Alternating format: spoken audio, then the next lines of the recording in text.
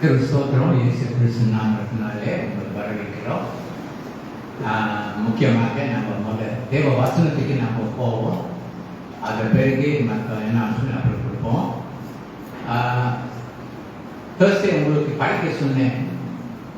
இயேசு first king சாலமனை பற்றி 3வது அதிகாரத்தை படிக்க சித்திரம் படிச்சீங்க. ஓகே, இன்னைக்கு நான் ஏற்கனவே நான் சொல்லியிருக்கிறேன், நாம் பைபிள் ஸ்டடி பண்ண போகிறோம். இன்னைக்கு தாவீது ராஜா அவங்க சன் 2 பேரை பற்றி நம்ம தியானிக்க போகிறோம். சாலமன் ராஜா பற்றி அவர் தான் ஆயுதத்தை காட்டினாரு. அப்போ கொஞ்ச நேரம் நம்ம இருக்கிற First King chapter 8 First King 1 ராஜாக்கள் 8வது அதிகாரம் 17, 18, 19 எழுதி படிக்கிறீங்களா? இஸ்ரவேலின் தேவனாகிய கர்த்தரின் நாமத்திற்கு ஆலயத்தை கட்ட வேண்டும் என்கிற விருப்பம் என் தகப்பனாகிய தாவீதின் இதயத்தில் இருந்தது. 18 ஆனாலோ கர்த்தர் என் தகப்பனாகிய தாவீதை நோக்கி, என் நாமத்திற்கு ஆலயத்தை கட்ட வேண்டும் என்கிற விருப்பம் உன் மனதிலே இருந்தது நல்ல காரியம்தான்.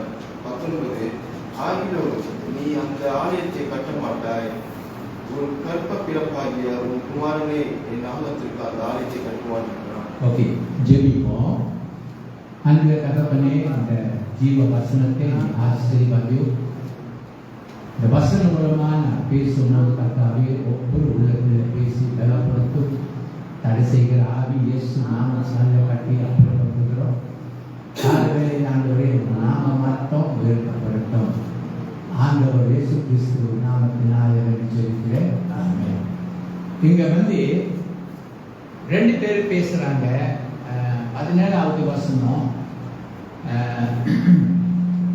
2 பேர் நம்ம அப்பாவும் சன்னும் அந்த ஊழியை பற்றி பேசுறாங்க. அப்போ சனுக்கு தெரியும் அப்பாவுக்கு ரொம்ப இஷ்டம் அந்த ஆலயத்தை கட்டுறதுக்காக. ஆனா ஆண்டவர் பேரை ஒரு திட்டம் வச்சிருக்கிறாரு. அப்போ அது 19வது வசனத்துல சொல்லி ஆண்டவர் என்ன சொல்றாரு, நீ கட்ட வேண்டாம், உங்க சன் மட்டும் இந்த ஆலயத்தை கட்டுது. பாருங்க, தேவ சித்தம் பாருங்க. தாவீதுக்கு ரொம்ப இஷ்டம் அந்த ஆலயத்தை கட்டுறதுக்காக. ஆனா தேவோட சித்தம் என்ன, அவங்க சன் அந்த ஆலயத்தை கட்டணும். அப்போ நம்ம படிக்க சொன்னேன். இன்னும் கடைசி நாளைக்கு நாளி நம்மளோட பசி கடவுள் மேல குறைஞ்சிட்டு போகுது. அப்போ கடைசி நாளே பசி இல்லாம போகுது, அந்த தாக்கத்துல பசி இல்லாம போகுது. அதனால அது எதி கொடுத்தீங்கன்னா கடவுள் மேல நம்ம அன்பு குறைஞ்சிட்டே போகுது, அது குறைஞ்சிட்டே போகுது. அப்போ நம்ம ரொம்ப ரொம்ப கேர்ஃபுல்லா நம்ம ஜீவிக்கணும். அப்போ 3வது அதிகாரம் ரொம்ப நல்லா இருக்கு. 5வது வசனம் படிக்கிறீங்களா? 5வது வசனம். கிபியோனிலே கர்த்தர் சாலமோனுக்கு ராத்திரியிலே சொப்பனத்தில் தரிசனமாகி, நீ விரும்புகிறதை என்னிடத்தில் கேள் என்று தேவன் சொன்னார். அடுத்த ஸ்தோத்திரம். பாருங்க, ஒரு நல்ல கடவுள் கடவுள் அப்பா பிள்ளைகளை கேட்கிற மாதிரி ஆண்டு சொன்னாரு, சாலமோன் நீ கேளு, உனக்கு என்ன வேணும். பாருங்க, நல்ல அப்பா.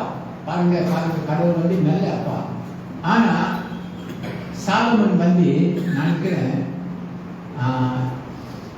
7, 8, 9 அது 3 காரியத்தை அவங்க கேட்டாரு. ஆண்டவர்கிட்ட பேசினாரு. படிக்கிறீங்களா? இப்போது என் தேவனாகிய கர்த்தாவே, தேவரீர் உமது அடியேனை என் தகப்பனாகிய தாவீதின் ஸ்தானத்திலே ராஜாவாக்கினீரே. ஓகே. நானும் என்றால் போக்குவரவு அறியாத சிறுபிள்ளையாய் இருக்கின்றேன். 8 நீர் தெரிந்து கொண்டதோ ஏராளத்தினாலே எண்ணிக்கைக்கு ஆகாததோ இலக்கத்திற்கு உட்படுவதுமான புராண ஜனங்களாகிய உமது ஜனத்தினாலே அறிக்கையை இருக்கின்றேன். 9 ஆகையால் உமது ஜனங்கள் நியாயம் விசாரித்தோம், நன்மை தீமை இன்னதென்று வகை அறிவோம், அடியனுக்கு ஞானமுள்ள இருந்ததை தந்தர்களோ, ஏராளமாய் இருக்கிற இந்த உமது ஜனங்கள் நியாயம் விசாரிக்க யாருனாலே ஆகும் என்றான்.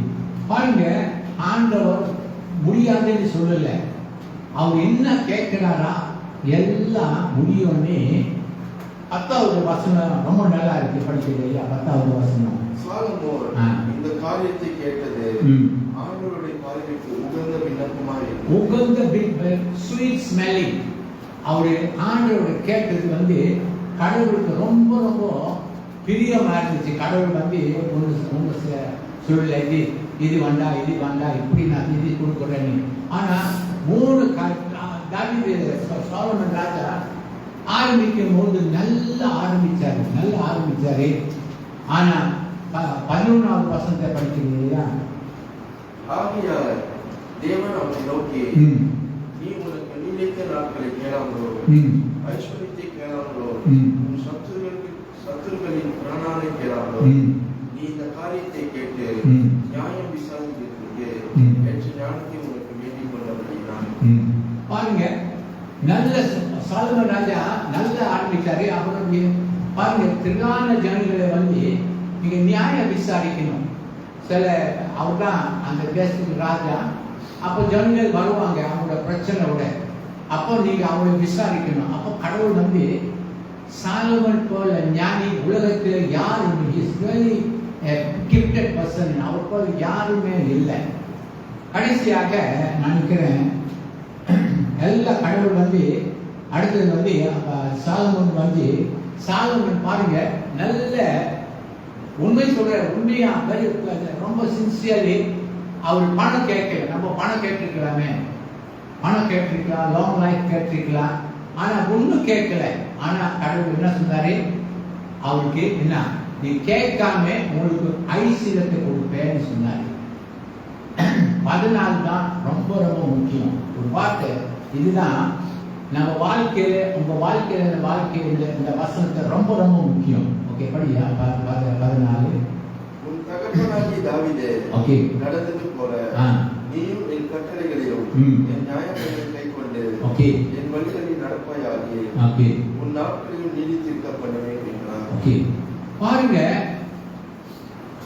உங்க ஐசு அவர் சொன்னாரு, உங்க அப்பா எப்படி நடந்தாரோ நீ அப்படி நடந்தா உனக்கு நான் ஆயுசு நீட்ட ஆயுசு கொடுப்பேன். ஒரு வசனத்தை பாருங்க, கடவுள் உலகத்தில் ஒன்று செய்ய காரியம் ஒன்றும் இல்லைங்க. இந்த ஒரு கல்வி எடுத்துட்டு ஆபிரகாமுக்குள்ள உண்டாக முடியும். ஆனா இது ஒரு வசனத்தை நம்ம படிப்போம். நினைக்கிறேன் ஐசியா புத்தகம் 38வது அதிகாரம் 3, 4, 5. நல்லா இந்த வசனத்தை நம்ம எல்லாரும் எடுப்போம். ரொம்ப அவங்களுக்கு எனக்கு ரொம்ப பிரயோஜனமா இருக்கும். ஐசியா புத்தகம் 38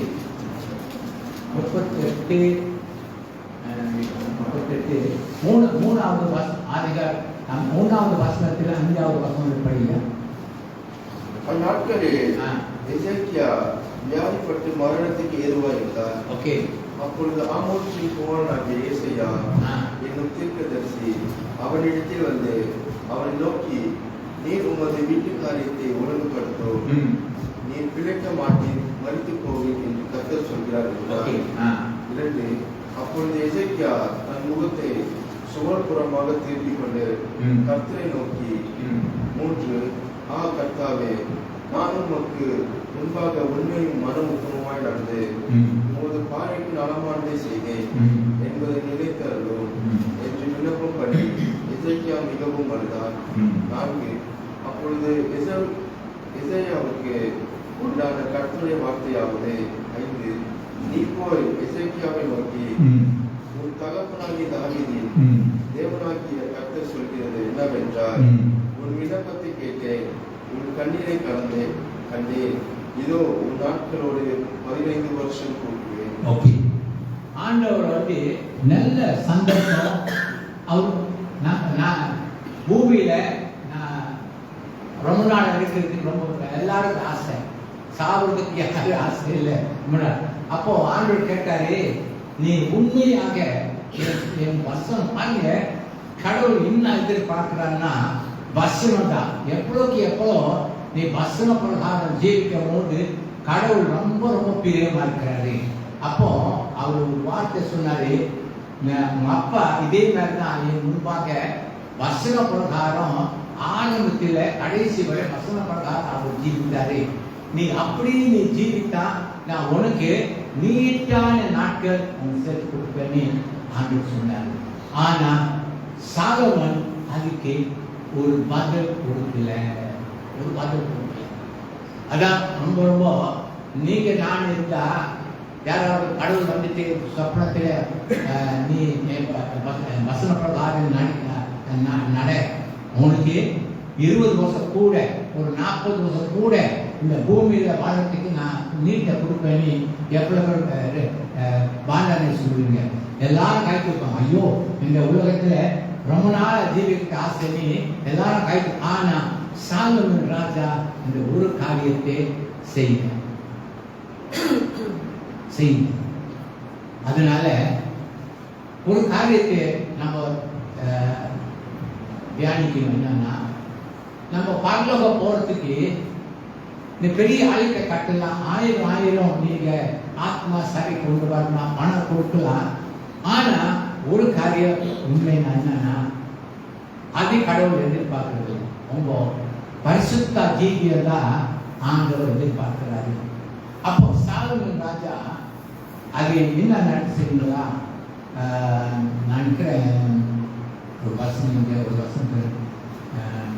ஓகே, ஆமா,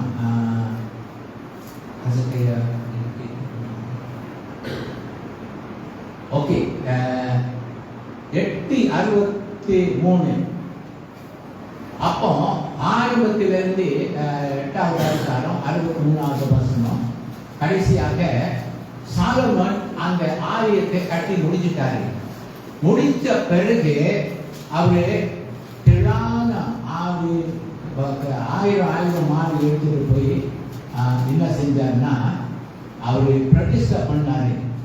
அது பிறகு சாலமன் பத்தி ஒன்றும் எழுதல. எத்தனை பேரு சங்கீத பிரசங்கி புஸ்தகம் இக்கிலிசாய்த்து படிச்சிருக்கீங்க? உண்மையா சொல்றேன், இக்கிலிசாய்த்து படிச்சிருக்கீங்க. அப்போ சாலமன் என்ன செய்தார் சொல்லுங்க சார்.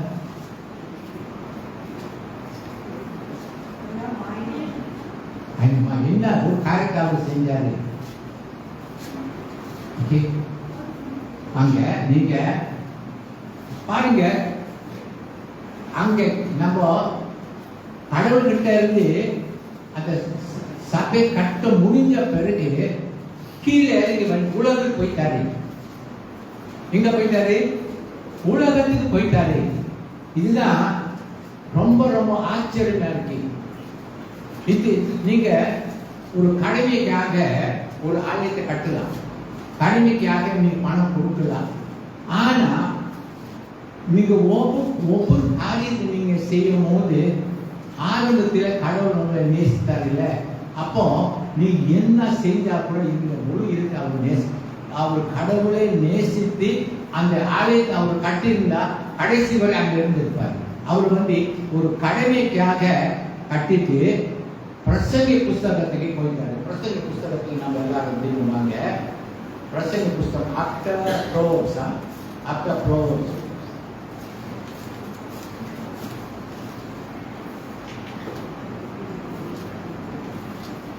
பிரசங்கி புஸ்தகம்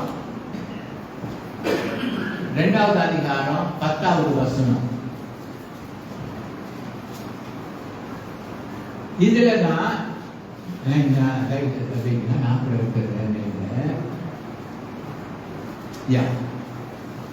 தயவு செய்து நம்ம நீங்க நான் எல்லாரும் 2வது அதிகாரம் 10வது வசனத்துக்கு நம்ம திரும்புவோம். அதான் முக்கியமான வசனம்.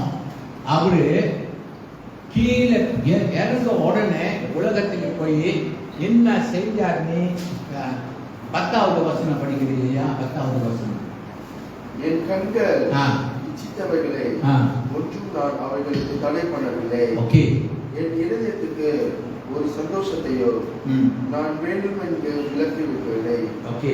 நான் செய்த முயற்சிகள் எல்லாம் என் மனம் மகிழ்ச்சி கொண்டிருந்தது. இதுவே என் பிரயாசங்கள் எல்லாவற்றுக்கும் எனக்கு வந்த பலன். ஓகே. தயவு செய்து ஒரு காரியத்தில் நீங்க கவனம் செலுத்தினா அவங்களுக்கு விளங்கும். ஏன்னா நாங்கள் ரட்சிக்கப்பட்ட பிறகு உங்களுக்கு என்ன இயற்கையான கண்கள் இருக்கு, ஆவிக்குரிய கண்கள் இருக்கு. சரிங்களா? ஆவிக்குரிய கண்கள் இருக்கு, இயற்கையான கண்கள் இருக்கு. 2 காரியம். ஆனா வாட்ச்மேனி அவர் வந்து அந்த ஆன்லைன்ல நீங்க அந்த வாட்ஸ்அப்ல நீங்க படிப்போம். இவர் வாட்ச்மேனி ஒரு பெரிய ஆண்டோட ஊழியக்காரர், சீனா. ஒரு நாளே அவர் ட்ரெயின்ல போயிட்டு இருந்தாரு. அங்க பக்கத்துல எல்லாரும் சூதாடிட்டு இருந்தாங்க கேம்பிங். அப்போ எல்லாம் சீன வந்து கூப்பிட்டாங்க, வாங்கப்பா நான் கூட சேர்ந்து கொள்ளுன்னு சொல்லி கூப்பிட்ட உடனே அவர் சொன்னாரு, எனக்கு கை இல்லை, எனக்கு கை இல்லை.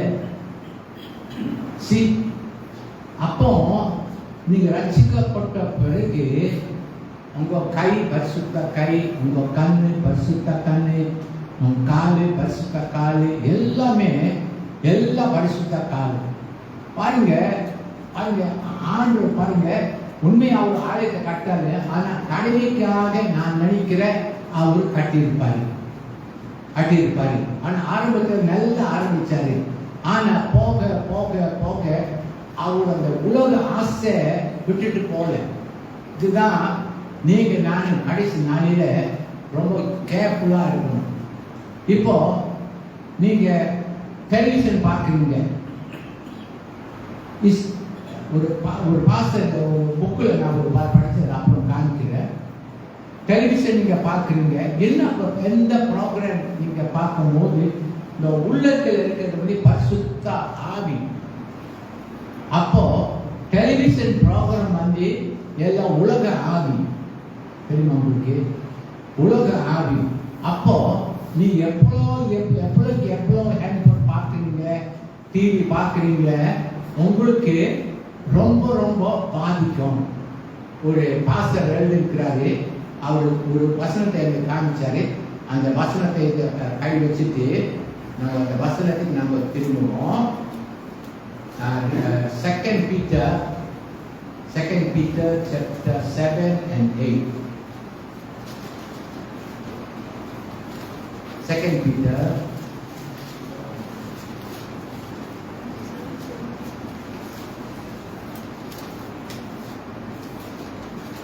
படிக்கிறீங்களா? Chapter 2 7 and 8. அக்கிரமக்காரர்களுக்குள்ளே வாசமாய் இருக்கையில் அவர்களுடைய காம விகாரம் நடக்கின்றார். வருத்தப்பட்டு 8 நாள்தோறும் அவர்களுடைய அக்கிரம கிரிகளை கண்டு கேட்டு நீதியுள்ள தன்னுடைய இருதயத்தில் வாதிக்கப்பட்ட நீதிமானாகிய லோத்துவை அவர் ரட்சித்திருக்கிறார். பாத்தீங்களா? பெரியது அவங்களுக்கு. நீங்க எப்படி உங்க ஆவிக்குரிய வாழ்க்கை பாதிக்குதுன்னா, நீங்க ஃபுட்பால் மேட்ச் பார்க்கறது என்ன தவறு நீங்க சொல்லலாம். சினிமா பார்க்கறது ஒரு என்ன தவறு, டிவி பார்க்கறது என்ன ஒரு தவறு இல்லை. ஆனா உங்க நீங்க contaminating your spirit. You know, understand contaminate means your pure spirit, பரிசுத்த ஆவி. அப்போ இந்த உலக ஆவி நீங்க பார்க்கும்போது உங்க it kills that spirit.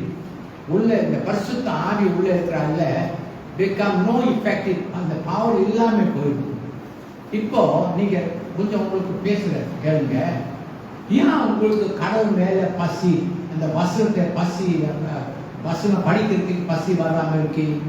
அப்புறம் சர்ச்சுக்கு வராம கூட சில பேர் லேட்டா வராங்க. ஏன்?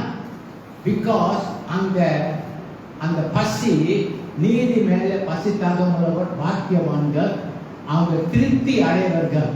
அப்போ உங்களுக்கு தெரியாது, எனக்கு தெரியாது, ஏன் எத்தனை பேர் இந்த பைபிள் படிச்சு முடிச்சிருக்கீங்க சொல்லுங்க. 40 வருஷம் சபையில் இருக்கிறீங்க, எத்தனை பேர் இந்த பைபிள் படிச்சு முடிச்சிருக்கீங்க? யாரும் இல்லை, யாரும் இல்லை. ஏன்னா இது தேவனுடைய ஆகாரம். உங்களுக்கு மனுஷன் அப்பத்தினால் மாத்திரம் இல்லை, ஒவ்வொரு வார்த்தையினால் பிழைப்பார். அப்போ பிசாசு உங்களை என்ன நீங்க படிச்சா கூட உங்களுக்கு விளங்காது. ஏன்னா உங்க ஜெபம் பாருங்க, நிறைய காரியங்கள் நினைக்கிறேன் 2:18 நீங்க எபிசியன் 2:18 படிக்கிறீங்க யாராவது? எபிசியன் 2:18. அந்தபடியே நாம் இருந்திருந்தாரோ ஒரே ஆவியினாலே பிதாவின் இடத்தில் சேரோ வாக்கியத்தை அவர் மூலமாய் பெற்றிருக்கிறோம். 19 ஆகையால் நீங்கள் இனி அந்நியர்களும் பரதேசிகளுமாய் இராமல் இது பிரகாசமான கண்கள். ஒரு வட்டில் 2:18-19 பிரகாசமான கண்கள். பாருங்க, இந்த கண்ணை நீங்க ஜெபம் குறைஞ்சி போன பிறகு உங்களுக்கு இந்த பசி, கடவுள் மேல் பசி வராது. அப்போ நீங்க எவ்வளோ நீங்க டிவி பார்க்குறீங்களோ, இந்த சினிமா பார்க்குறீங்களோ, அவ்வளோ உங்களுக்கு கேட்கு. ஏன்னா உங்களுக்கு அந்த என்ன சொல்லுதுன்னா, பாருங்க 2 பேர்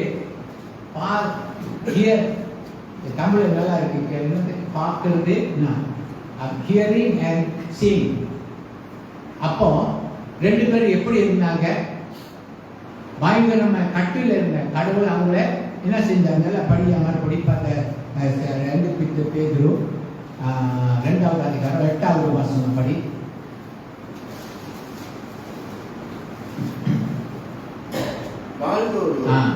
அவர்களுடைய அக்கிரம கிளைகளை கண்டு கேட்டு நீதியுள்ள தன்னுடைய இருதயத்தில் வாதிக்கப்பட்ட நீதி.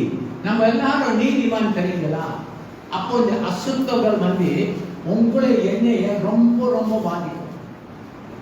நீங்க கொஞ்சம் டிவி பார்க்குறேன், நத்திங் ராங், பட் நாளைக்கு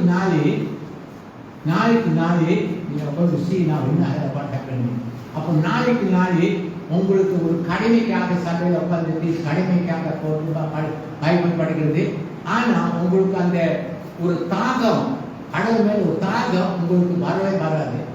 நீங்க பைபிள் படிச்சு முடிச்சிருக்கலாம், ஆனா என்ன உங்களுக்கு விளங்கி சென்ற இதுல தான் ஒரு நினைக்கிறேன் 1:18 படியா 1:18 நினைக்கிறேன். பிரகாசமான நீங்க ஜபிக்க கடவுள் உங்களுக்கு பிரகாசமான கண்கள் பார்க்க. தமிழ்ல 19, இங்கிலீஷ்ல 18 நினைக்கிறேன். இருக்க ஐயா 1:9 ஐயா. தேங்க்யூ. கிறிஸ்துவ மரித்தோரிலிருந்து எழுப்பி அவரிடத்தில் நடப்பித்த நமது பலத்த சத்துவத்தில் வல்லமையின் வழியை விசுவாசிக்கிறவர்களாகிய நம்மிடத்தில் காண்பிக்கும் தம்முடைய வல்லமையின் மகா மேன்மையான பிரகாசமான கண்கள் மகத்துவம் இன்னதென்று நீங்கள் அறிவுபடித்து அவர் உங்களுக்கு பிரகாசமுள்ள மனக்கண்களை பிரகாசமான கண்கள் நீங்க படிச்சோன்னு உங்களுக்கு அந்த வசனம் உங்களுக்கு ஒரு ஆறுதல் கொடுக்கும். ஐயோ இதே மாதிரி வசனம் நான் இன்னைக்கு உங்களுக்கு காமிக்க ஒரு வசனம் 50 years நான் ஊழியர் செய்யல. எனக்கு காலையில் ஒரு வசனத்தை படித்தேன், எனக்கு ரொம்ப ஆறுதலாக இருந்துச்சு. அப்போ சாலமன் ராஜா பாருங்க சாலமன் ராஜா வாழ்க்கையில் என்ன நடந்துச்சுன்னா, இப்போ அவர் ஒரு ராஜா. இப்போ சபையில இதெல்லாம் நாங்கள் சொல்லிக் கொடுக்கப்போம். ஏன் சாலமன் ராஜா அந்த பாவத்தை செஞ்சாருன்னு நாங்கள் சொல்லிக் கொடுப்போம். ராஜாக்கு யார் சொல்லிக் கொடுப்பாங்க? யார் சொல்லிக்க மாட்டாங்க. எல்லாரும் பயப்படுவாங்க ராஜா கிட்ட போய் சொல்றதுக்கு. அப்போ சாலமன் ராஜா என்ன செஞ்சாரு அப்புறம் நாம பார்க்க போறோம். அப்போ பிரகாசமான கண்கள்.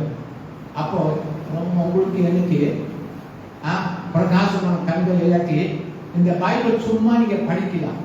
ஆனா உங்க கண்ணுக்கு வந்து மேக்னெட் மாதிரி வரும்.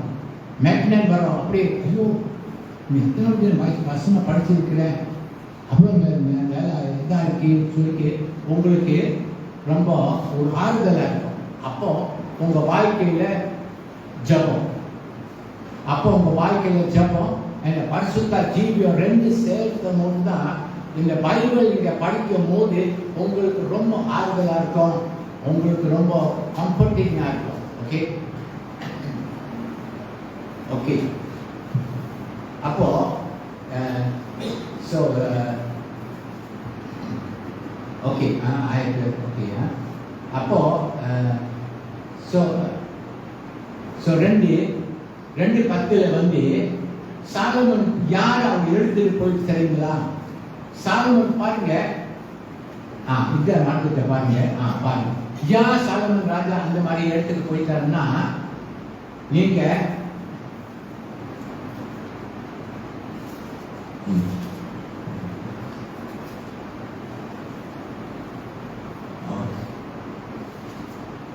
ஓகே 8:17 ரோமர் புஸ்தகம் 8:17 படிங்க.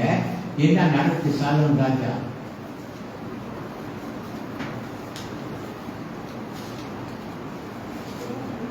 நம் பிள்ளைகளான சுதந்திரமாமே ஓகே தேவனுடைய சுதந்திரமும் ஓகே கிறிஸ்துவுக்கு கூட சுதந்திரமுமாமே ஓகே கிறிஸ்துவனை கூட நாம் மகிமை பண்ணும்படி அவருடைய கூட பாடுபட்டால் அப்படியாகும். 7:17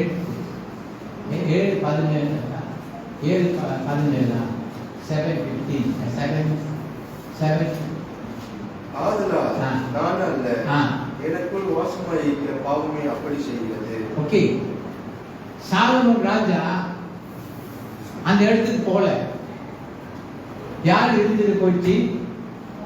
பாப ஜீவியம். பாருங்க, பாப ஜீவியம் பரிசுத்த ஜீவியம் ரெண்டு பேருக்கு இப்ப பார்த்த போராட்டம்.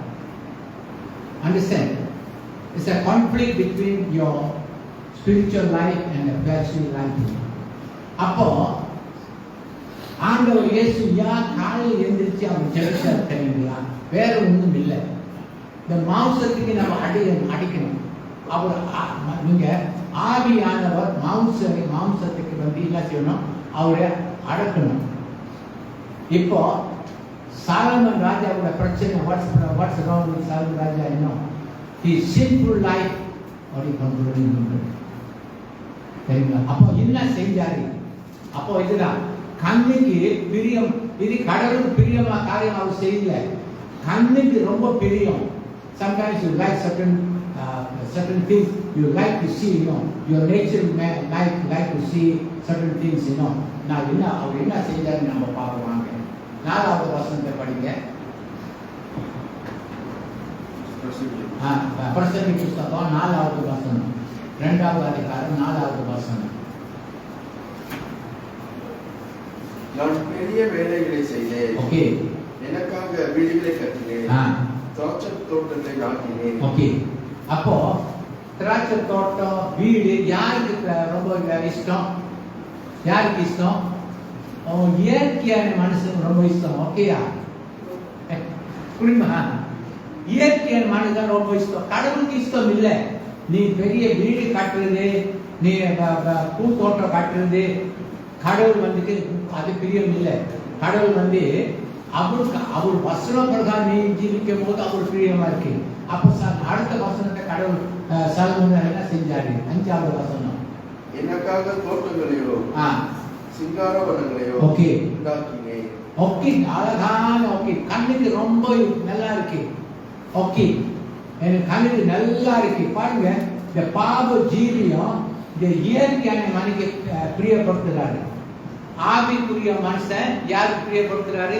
கடவுளுக்கு நீங்க பிரியப்படுத்தணும். ஆண்டவர் இயேசு சொன்னாரு, நான் இப்பொழுது அவரை நான் பிரியப்படுத்துறேன். ஆண்டவர் இயேசு சொல்றாரு, எப்பொழுது நான் அப்படியே நான் பிரியப்படுத்துறேன். நாம யாரை பிரியப்படுத்தணும்? இயேசுவை பிரியப்படுத்தணும். அப்போ நம்ம கண்ணு யாரை பிரியப்படுத்துகிறது? நம்ம அழகான பில்டிங் நான் கட்டிட்டேன், இன்னைக்கு இன்னைக்கு வாங்கிட்டேன், இன்னைக்கு நல்ல ஃப்ரீஜ் வாங்கிட்டேன், நல்ல ஐகான். ஸோ உங்க மாம்சத்துக்கு you are pleasing your flesh. Okay, அடுத்தது பாருங்க, எட்டாவது படியா, நான் ஆறாவது படி ஆறு. மரங்கள் பயிராகும், தோப்புக்கு நீர் பாய்ச்சுகிறதையோ குளங்களில் உண்டு பண்ணினேன். Made pools for water. அவங்க ஸ்விம்மிங் பூல் யாருக்கு ரொம்ப நல்லா இருக்கு? அவங்க சார் ஐயோ நல்லா போய் குளிக்கிற. இன்னும் see how the devil deceiving you. அவன் இந்த பூமியில நம்ம வேலைன்னா only to please him, because he died for us only to please him. அவரே தான் பிரியப்படுத்தணும். ஆனா மனுஷன் என்ன செய்தார்னா, கடைசியாக 3வது வசனம், வானத்திற்கு மனப்புத்திரன் உயிரோடு இருக்கும் நாளளவோ பெற்று அனுபவிக்கத்தக்கது இன்னதென்று அறியும் பொருட்டு என் இருதயத்தை ஞானத்தால் தேய்ச்சி கொண்டிருக்கும் போதே நான் என் தேகத்தை மதுபானத்தால் சீராட்டி கொண்டிருக்கவோ, மதீனத்தை பற்றி கொண்டிருக்கவோ என் உள்ளத்தில் வகை கேட்கிறேன். பாருங்க, பிசாசு எப்படி எவ்வளோ ஒரு கடவுளுடைய ஊழியக்காரர் வந்து அவரு அப்புறம் பெரிய ஆலயத்தை கட்டினாரு. ஆனா பாவ ஜீவியம் அப்படி அவ்வளோ மேலே இருந்து கீழே கொண்டு வந்து இதெல்லாம் வீடு கட்டி ஸ்விம்மிங் பூல் கட்டி இது செஞ்சு அது செஞ்சு கடைசியில குடிக்கு வந்துட்டார். திஸ் இஸ் த கடைசி நாளில நீங்க நானு ரொம்ப எல்லட்டா இருக்கணும். பிசாசு தந்திரங்கள் உங்களுக்கு எனக்கு. சாலமன் வந்து எவ்வளோ ஒரு ஞானி தெரியுங்களா? அவரு போல ஞானி யாரும் இல்லை உலகத்துல. ஆனா அவரே பெரிய ஞானி அவ்வளோ தூரம் வந்துட்டாரு தெரியுங்களா? அப்புறம் இது மட்டும் இல்லை, வேற என்ன செஞ்சாரு தெரியுங்களா? வாங்க,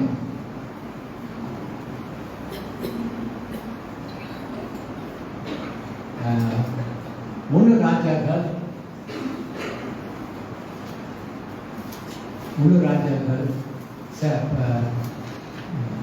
11. எப்படி பிசாசு அவரை இழுத்துட்டு போறாருன்னு இதை நம்ம பார்க்கிறோம். ஓகே, சாராயம் குடிச்ச பிறகு என்ன எங்க போறாரு பாருங்க. 11:3 படிங்கய்யா. ராஜாவாகிய சாலமோன் பார்வோனின் குமார்த்தியை நேசிக்கிறதும் அல்லாமல் மோவாபியரோ, அம்மோனியரோ, ஏதோமியரோ, சீதோனியரோ, எத்தியரும் ஆகிய அந்நிய ஜாதியாரனாகிய அநேக ஸ்திரீகள் மேலும் ஆசை வைத்தான். ஓகே, பைபிள் என்ன சொல்லுது? வெளிச்சத்துக்கு இருளுக்கு என்ன சம்பந்தம்? நம்ம எல்லாரும் கழிச்சோம். அந்த பேரு சொன்ன எல்லாரும் அவிசுவாசி. பாருங்க, பாவத்தில் ஒழுங்க பிறகு இந்த கடவுள் பயம் இல்லாம போச்சு. சாலமோன் ராஜாக்கு ஆசை வைத்தாரு. 2வது என்ன செஞ்சாரு? 2வது வசனம், கர்த்தர் இஸ்ரவேல் புத்திரரை நோக்கி, நீங்கள் அவர்களாண்டோ அவர்கள் உங்களாண்டோ பிரவேசிக்கலாகாது. அவர்கள் நிச்சயமாய் தங்கள் தேவர்களை பின்பற்றும்படி உங்கள் இருதயத்தை சாய பண்ணுவார்கள் என்று அவர்கள் மேல் ஆசை வைத்து அவர்களோடு ஐக்கியமாய் இருந்தார். சாலமோன் ராஜாக்கு வசனம் தெரியும். இதுக்கு ஒரு புதுசு சாலமோன். ஆனா அவரு ரொம்ப பாவத்தை ரொம்ப உழுந்துட்டாரு. அவருக்கு என்ன ஆச்சு? பலம் இல்லாம. இப்போ நான் உங்களுக்கு இப்போ நீங்க உட்கார்ந்து இருக்கிற இந்த பாவத்தை செய்யாதபடிக்கு நீங்க என்ன சொல்லணும்?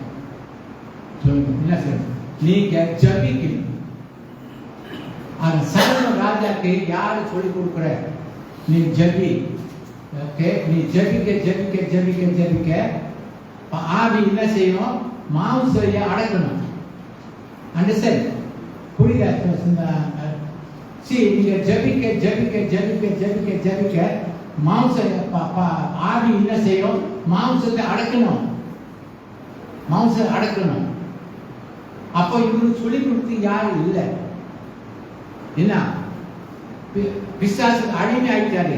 அப்போ பாருங்க, கொஞ்சம் கொஞ்சமா வந்துட்டாரு கீழே. அடுத்தது அடுத்த வசனம் மூணாவது வசனம் படியா. அவனுக்கு பிரபுக்களும் குலமான 700 மனையாட்டிகளும் 300 மறுமனையாட்டிகளும் இருந்தார்கள். அவனுடைய ஸ்திரீகள் அவன் இருதயத்தை வல்விக்க போக பண்ணினார்கள். பாத்தீங்களா? அந்த ஸ்திரீகள், கல்யாணம் பண்ண ஸ்திரீகள் என்ன செஞ்சாங்க? They taught him to worship. சொல்லி கொடுத்துச்சு, நீ இந்த கடவுளை விட்டுட்டு இந்த விக்கிர ஆராதனை கும்பிடு, இல்லாட்டி உங்களுக்கு சாப்பாடு இல்லை. வயசாச்சு, இப்ப உங்களுக்கு வயசாச்சு, நடக்க முடியாம இருக்கிறீங்க, நீ எதாவது அவங்க செஞ்ச நீ செஞ்சுதான் ஆகணும். அவன் மணியை வாங்குற பிசாசு எப்படி மனைவிகளை உபயோகிச்சு என்ன செஞ்சாங்க? நீ அந்த கடவுளை விட்டுட்டு இந்த கடவுளை நீ சரிங்களா? அப்போ ஆறாவது எத்தனாவது படிச்சீங்க? ஆட்சி பர்சன் படி. சாலமோன் வயது சென்ற போது அவனுடைய மனைவிகள் அவன் இருதயத்தை அந்நிய தேவர்களை பின்பற்றும்படி சாய பண்ணினார்கள். அதனால் அவனுடைய இருதயம் அவன் தகப்பனாகிய தாவீதின் இருதயத்தை போல தன் தேவனாகிய கர்த்தருடைய உத்தமமாய் இருக்கவில்லை. இப்ப இருதயம் இங்கிலீஷ்ல Solomon don't have a perfect heart இல்ல. ஏன்னா அது செய்ய செய்ய செய்ய செய்ய அவங்க இருதயம் எல்லாம் கெட்டு போச்சு. அப்ப அடுத்த வசனத்தை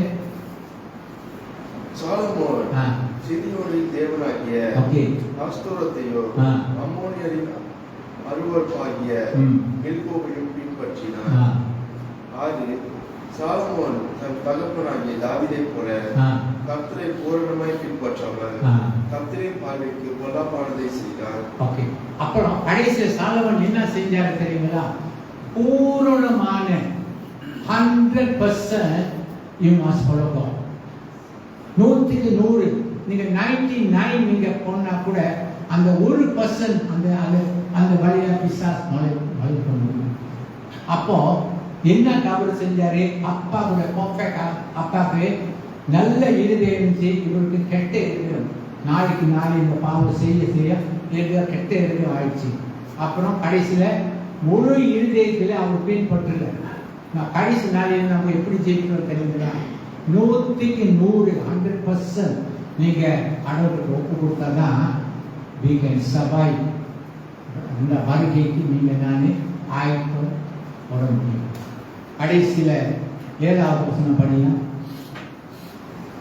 அப்பொழுது சாலமோன் எருசலேமுக்கு எதிரான வழியிலே மோவாபியரின் அருவருப்பாகிய காமோசுக்கு அம்மோனின் புத்திரர் அருவருப்பாகிய மோளோக்கு மேடையை கட்டினார். சாலமன் இப்படியே 7வது வசனம் சாலமன் என்ன செஞ்சார் தெரியுங்களா? ஒரு காலத்துல தேவனே மெய்யான தேவனை வாழ்ந்துட்டு இருந்தாரு. இப்போ மனைவிமார்களுக்கு ஆலயத்தை கட்டி கொடுத்தாரு. இந்த கடைசி நாள்ல இதுதான் நம்மளுக்கு கடவுள் என்ன இன்னைக்கு கடவுள் என்ன சொல்லி கொடுக்குறாருன்னா, நம்ம இருதயம் சுத்தம் உள்ள இருதயம்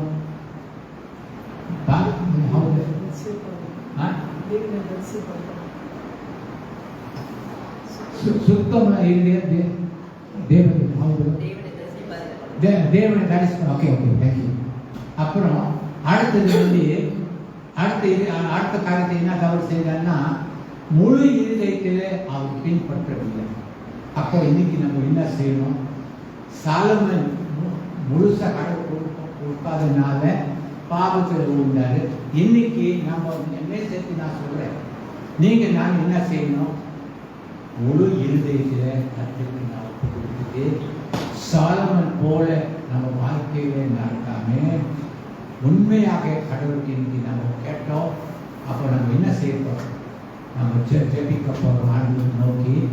ஆண்டவரே, சாலமன் ராஜா கொஞ்சம் கொஞ்சமா அவரு உங்க சமூகத்துல விலகி கடைசியில ஒரு விக்கிர ஆராதனை அவர் மாறினாரு. இயேசுவே, அதே மாதிரி வாழ்க்கை நமக்கு வேண்டாம் ஆண்டவரே. ஆனால் இன்னைக்கு நம்ம எழுந்து நின்று எல்லாம் எழுந்து நின்று முழுசா 100% கர்த்தருக்கு நம்ம ஒப்பு கொடுப்போம். இன்னைக்கு ஹல்லேலூயா. எல்லாம் கர்த்தருக்கு ஒப்பு கொடுப்போம்.